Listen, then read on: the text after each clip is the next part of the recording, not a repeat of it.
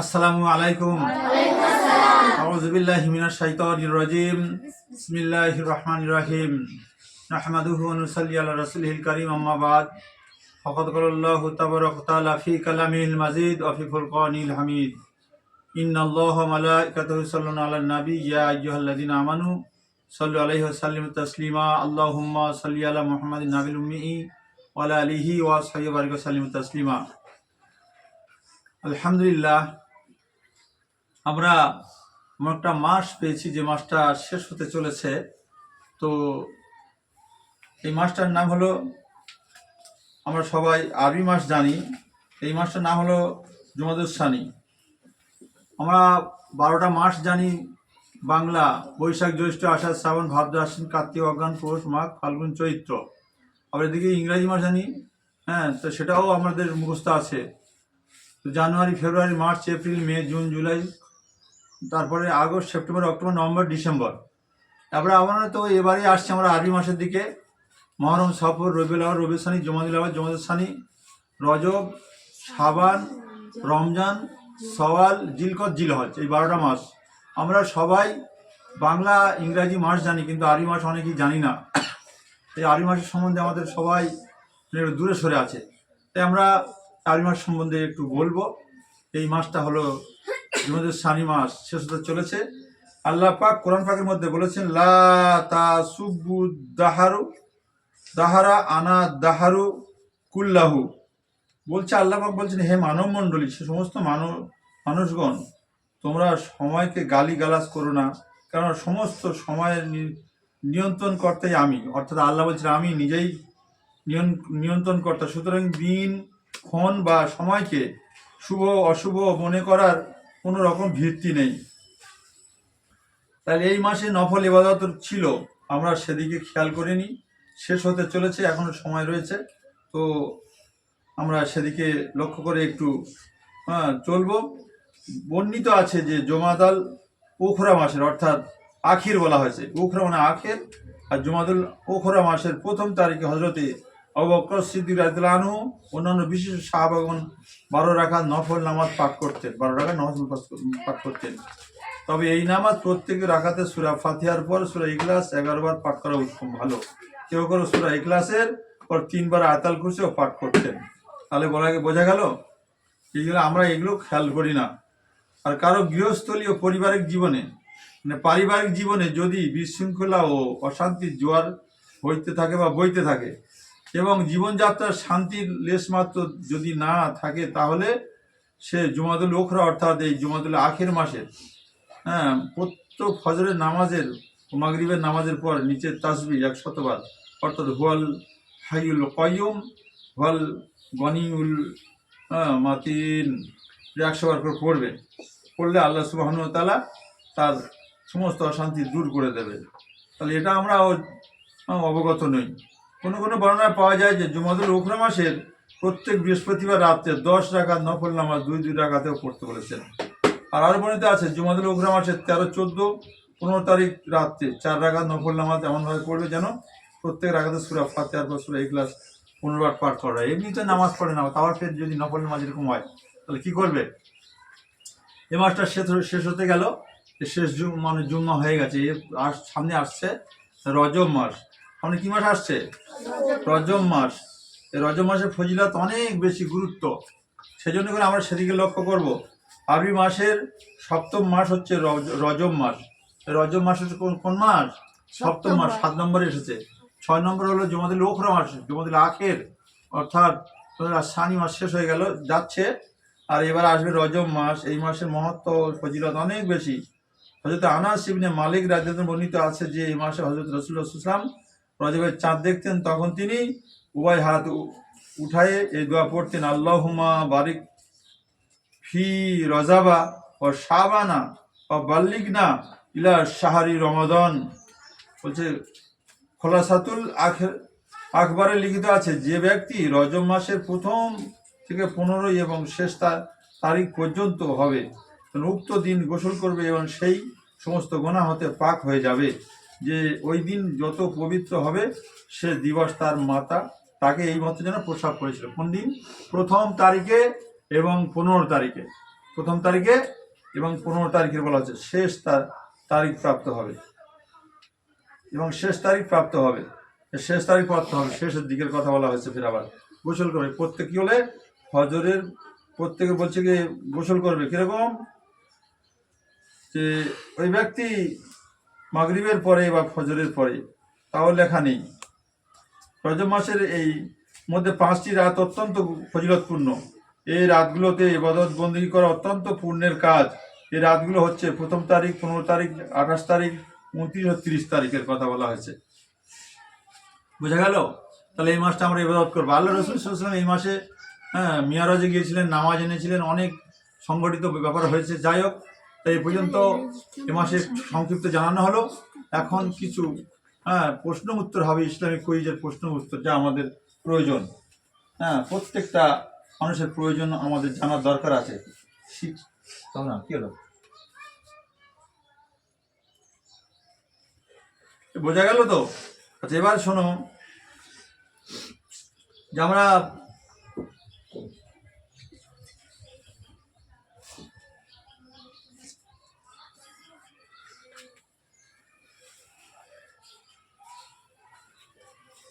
বিশ্বনবী হযরত মুহাম্মদ মুস্তাফা সাল্লাল্লাহু আলাইহি সাল্লাম বিশ্ব শ্রেষ্ঠ মানুষ ও সর্বশেষ নবীকে, এটা আমরা সবাই জানি, তবুও বলছি, বলো দেখি।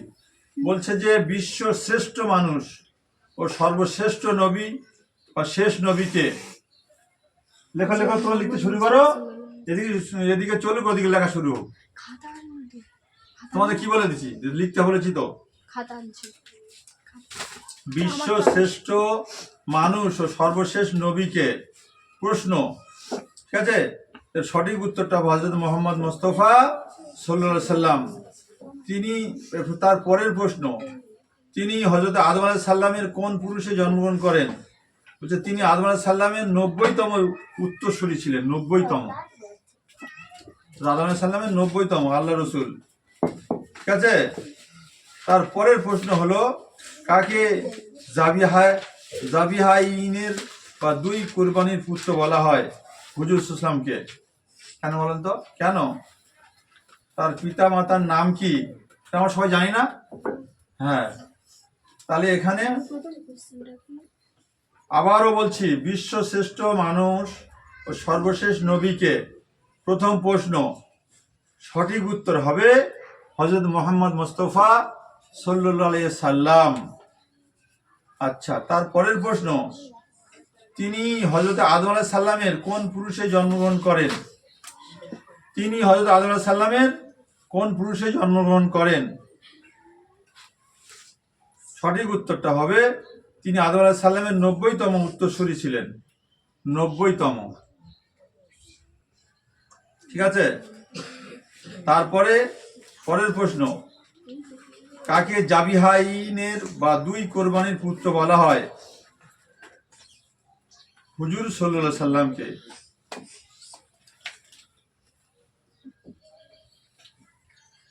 বোঝা গেল তো? 4 নম্বর প্রশ্ন, তার পিতা মাতার নাম কি? আমরা সবাই জানি, যথাক্রমে আব্দুল্লাহ ও আমিনা। বাপের নাম আব্দুল্লাহ, মায়ের নাম আমিনা। তারপরের প্রশ্ন, কোন সময় তার মায়ের গর্ভে আসেন? বলছে যে সঠিক উত্তরটি হবে 12ই জমাদিউস সানি, রোজ শুক্রবার রাতে বিবি আমিনার উদরে আসেন।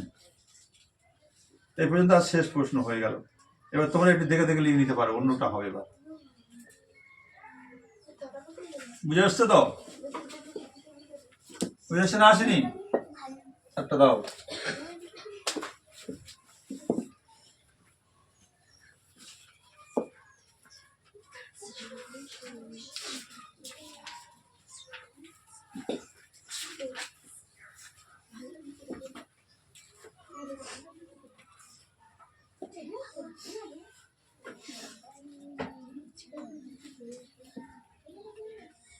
আচ্ছা, কার কি উপাধি? আজকের এই কুইজটা হচ্ছে কার কি উপাধি। আল আমিন কাকে বলা হয়? প্রশ্ন, প্রথম প্রশ্ন আজকের এখনকার এই প্রশ্ন, আল আমিন কাকে বলা হয়?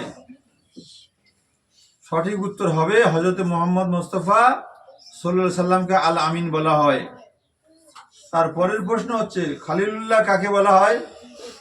খালিলুল্লাহ খালিলুল্লাহ তাকে বলা হয় হজরতে, সঠিক উত্তরটা হবে হজরত ইব্রাহিম আলাইহিস সালামকে। তারপরের প্রশ্ন হচ্ছে কালিমুল্লাহ কাকে বলা হয়? কালিমুল্লাহ বেশি কথা বলতেন তিনি, সঠিক উত্তরটা হজরত মুসা আলাইহিস সালামকে, হজরতে মুসা আলাইহিস সালামকে কালিমুল্লাহ বলা হয়, তিনি কালাম করতেন। আচ্ছা, তারপরের প্রশ্ন হচ্ছে মাসিহুল্লাহ ও রুহুল্লাহ কাকে বলা হয়? হযরত ঈসা আলাইহিস সালামকে। সঠিক উত্তর হবে ঈসা আলাইহিস সালামকে। আজকের শেষ প্রশ্ন হলো শফিউল্লাহ কাকে বলা হয়? সঠিক উত্তরটা হবে হযরত আদম আলাইহিস সালামকে। এটা তোমরা দেখে নিয়ে লিখতে পারো। তারপরটা দাও দেখি, ধরো।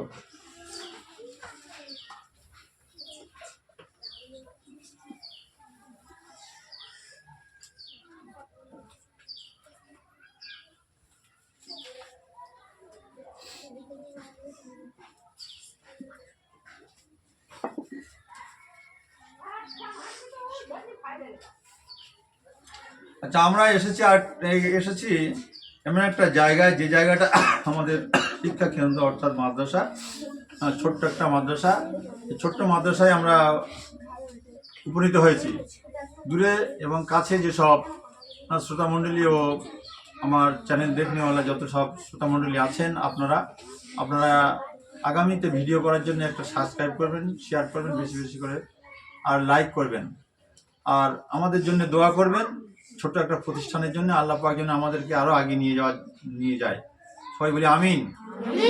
আর এবারে তোমরা শুনছো তো ইউটিউবে যারা শুনবেন তাদেরও বলছি আপনারা শুনবেন এবং আমল করার চেষ্টা করবেন।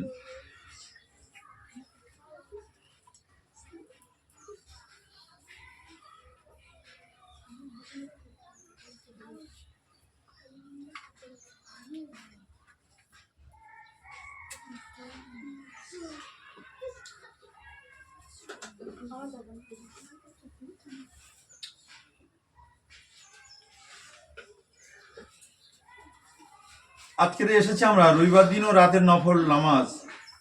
আগামীকাল তো রবিবার, এই রাতের নফল নামাজ বলছে বিসমিল্লাহির রহমানির রহিম।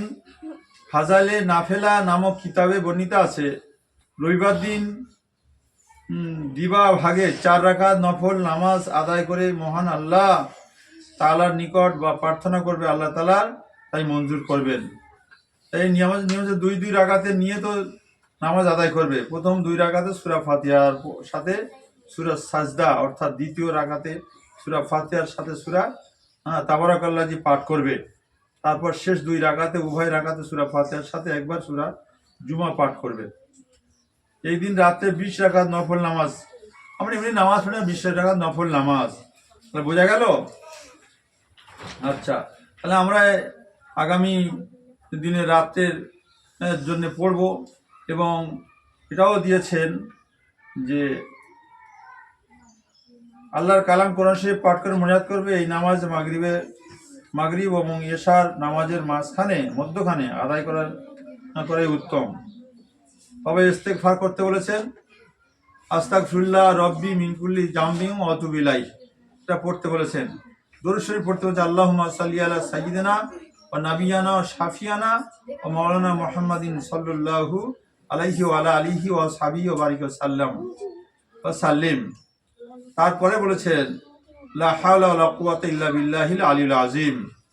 হযরত আবু উমামা বাহিলি রাদিয়াল্লাহু তাআলা আনহু বর্ণিত আছে, রবিবার দিবা ভাগে নিম্নোক্ত নিয়মে 4 রাকাত নফল নামাজ আদায় করলে তার আমলনামায় 1000 হজ ও 1000 উমরা ও 1000 জিহাদের সওয়াব লেখা হয়।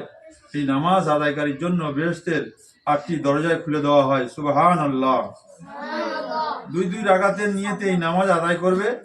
প্রতি রাকাতে সূরা ফাতিহার সাথে একবার সূরা বাকারা শেষ 2 আয়াত, অর্থাৎ আমানা রাসূলু হতে আলাল কওমিল কাফিরিন পর্যন্ত পাঠ করবে। শোনা গেল, বোঝা গেল এবং জানা গেল।